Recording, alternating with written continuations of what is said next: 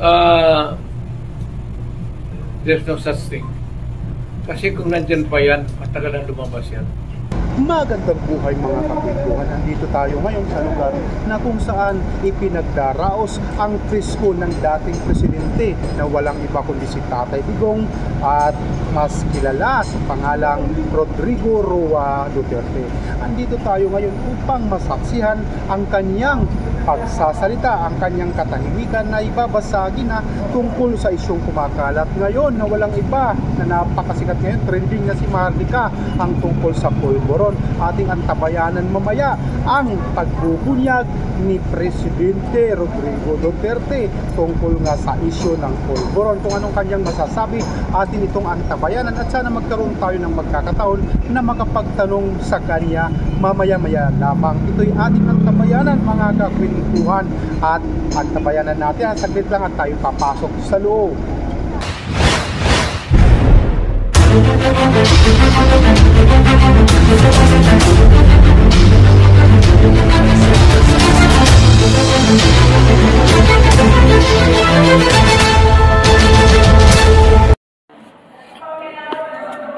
Good morning, Mayor. I am Ding Fernan ng Caliquin 281.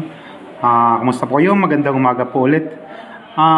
Hindi naman siguro lingid sa iyong kaalaman, Mayor, ang talagang kalat na, hindi lang kumakalat, talagang kalat na balita, issue na nag-viral na ngayon, na pinasisikat ng sikat na vlogger na walang iba kundi si Maharlika, ang tungkol daw sa di umano na pulburon issue na ang kanyang pinatatamaan ay walang iba kundi itong ating kasalukuyan na namamahala ng ating bansa, At ayon pa sa kanya, idinadawit niya ang pangalan ng speaker at ang first lady na walang iba kundi ang unang may bahay ng ating kasalukuyang presidente. At maliban pa doon, Mayor, nung bago pa ang halalan, ay nabanggit nyo rin po na talagang mayroong isang presidential candidate na di umano gumagamit ng napakataas na value ng isang talagang pinagbabawal na gamot. Dahil dito, kung ano-anong tuloy ang haka-haka, ano-anong umiisip ng bawat tao at ito'y walang kaliwanagan pa. What is your opinion or any reaction, Mayor, regarding with this matter? Yun lamang po at maraming salamat. Ayan. Yeah, video. Well, I can see that hindi lang leader dito, maraming mayor dito nagkukuking.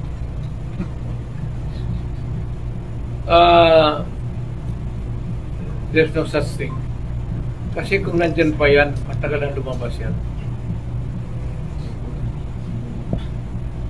Ayan mga kakwentuhan, inyong narinig ang pasabog at talaga naman kakaiba talaga itong ating mayor at dating presidente na si Tatay Digong. Kayo na ang bahalang humusga at magkomento sa ating comment section below kung ano yung masasabi. Magbalitaktakan tayo at talaga naman kakaiba talaga. Maraming salamat sa inyong panunod mga kakwentuhan at sa mga bagong salta sa ating munting channel. Sana naman ay mapagbigyan ninyo ako na paki-like at share at paki-subscribe sa ating munting channel at huwag kalimutan na pindutin ang notification bell para lagi kang updated tuwing meron tayong bagong ina-upload na video at talaga namang huwag niyong pakakawala dito. Maraming salamat in advance. At ako nga pala si Ding Fernan, ang host ng Caliquin 281 na nagsasabing maraming salamat. Lagi tayong magantabay sa mga balita lalo na sa ating bansa. Bye-bye!